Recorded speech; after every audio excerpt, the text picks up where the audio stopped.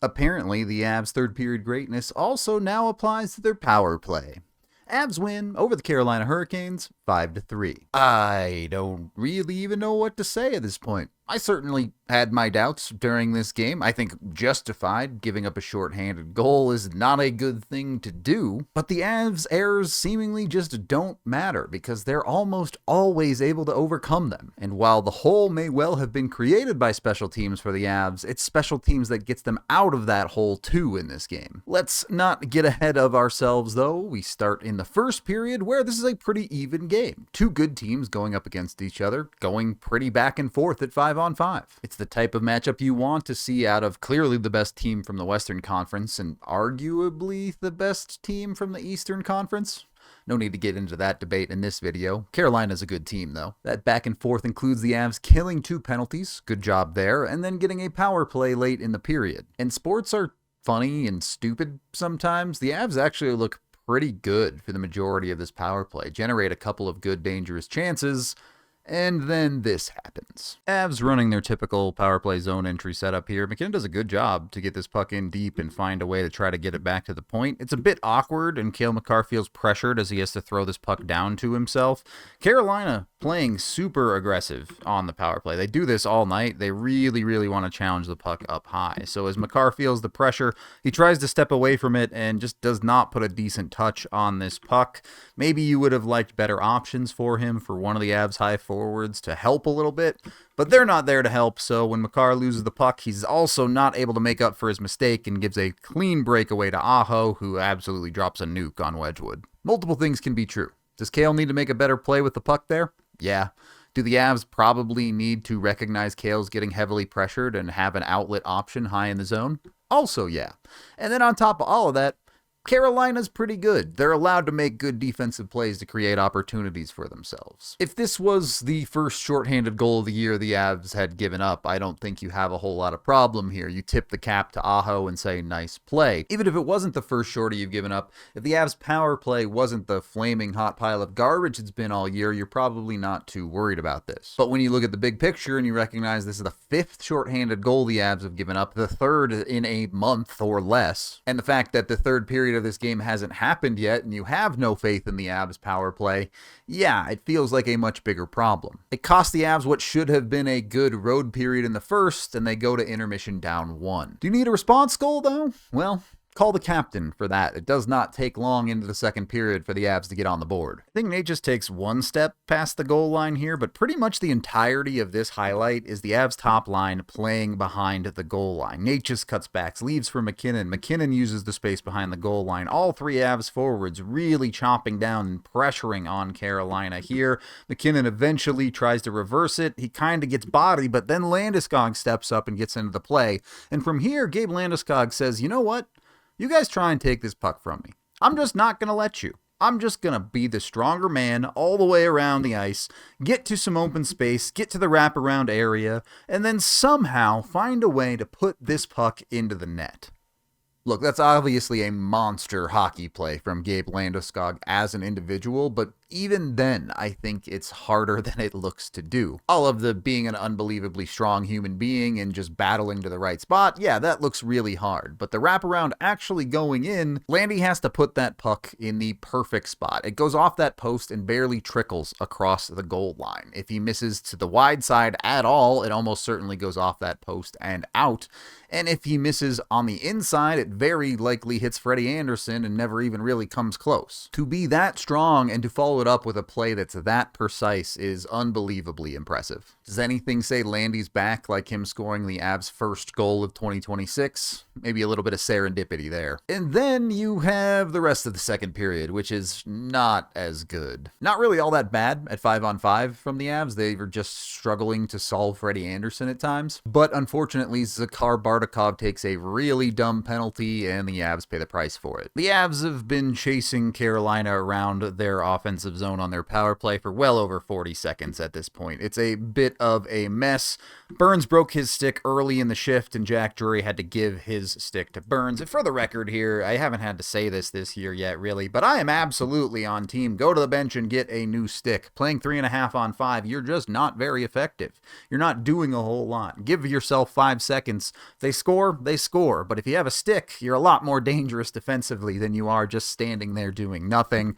Unfortunately, Carolina puts together some really good puck movement here as the Avs are just not quite able to keep up with the pace. And with the puck coming back to the middle, there's just a yard sale in front of the crease area. I don't think Wedgwood ever really sees this one, and it ends up in the net. The play here is absolutely don't take the stupid penalty and put yourself in that situation. Unfortunately, I think we might see Bardakov back in the press box pretty soon with a play like that. I know you can feel different ways about what happens when a goalie gets run into outside of his crease, but the reality is when you look at the way the NHL has called this for a very long time, they almost always call it when you run into a goalie. You just can't do that. It's a dumb play. That puts the Avs down 1, and then we watch their top pairing struggle on a 5-on-5 shift to go down 2. This play actually starts with an offensive face-off zone win for the Avs and a shot attempt from Makar that just isn't very good. This leads to Carolina getting the puck and quickly jumping on the breakout.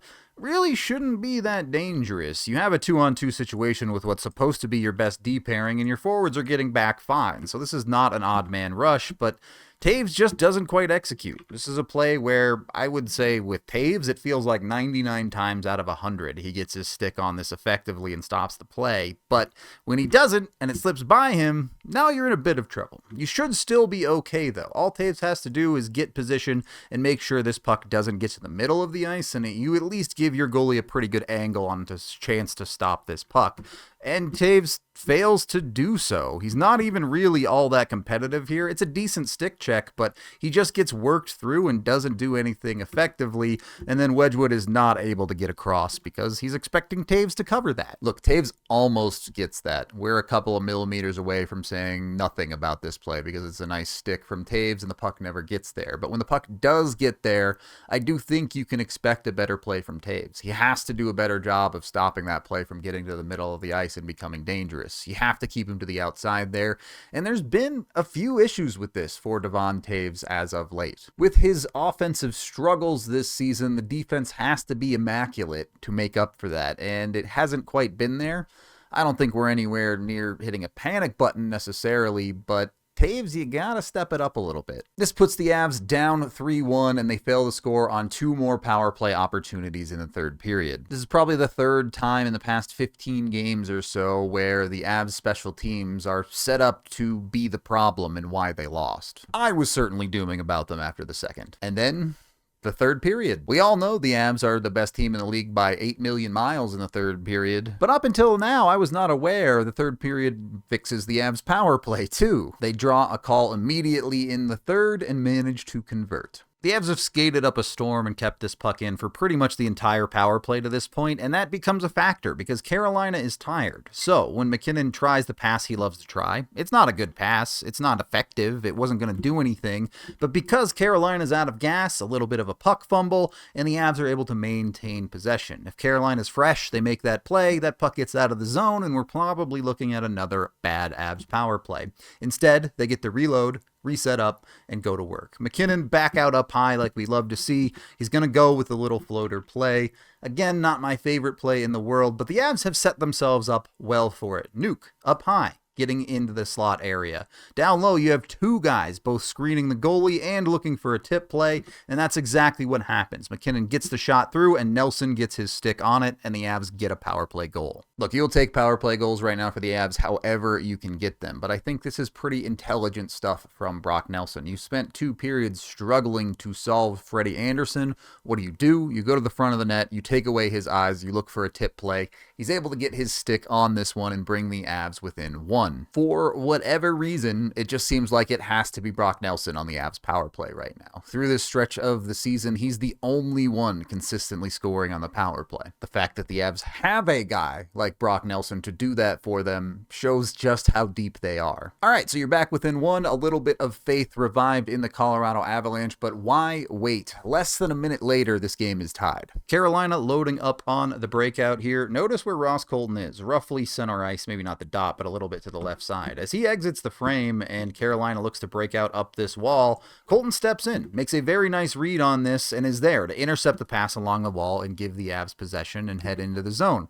This is still a relatively safe play. You're not feeling super scared of this if you're Carolina, but Colton does a good job to wait just long enough to drag the main defender to him before slipping it through to Drury, and then Drury doesn't hesitate. Gets the puck, shoots the puck, and it's a perfect shot. An absolutely massive depth goal. A great play from Colton in the neutral zone, and then Jack Drury with the perfect finish. Probably not the guy on the bingo card you would pick to beat a goaltender clean, needing it to get tied. So after 2 periods where I don't think the Avs played that badly at 5-on-5, but are down in a hole, it takes less than 2 minutes in the third to erase this deficit. And this is not against a bad team. This is not against a team where the Avs were slouching in the first and second period.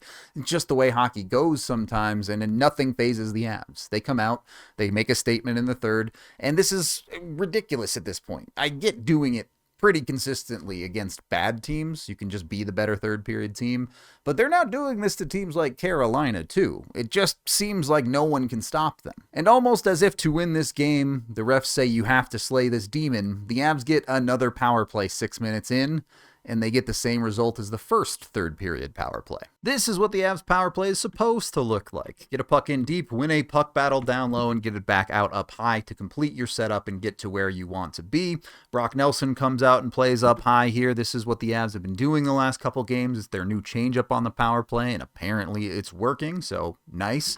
Nelson, not going to do anything crazy here, but just makes the correct play to get it to a guy and force Carolina to chase. Always chasing the puck. When you have a penalty kill chasing you, that's when space opens up and you can start to take advantage of things. Natchez across to Makar, who gets it down low to MacKinnon, and MacKinnon has messed up this pass in this game already, but this time he executes it across to Brock, and Brock finishes. I mean, that's just beautiful puck movement and a lot more like what the Avs power play is supposed to look like. Again, Brock Nelson has been moved up into that high forward role. At times, I'm not going to lie, I don't love it, but clearly it's working, so keep doing it. And there you have it.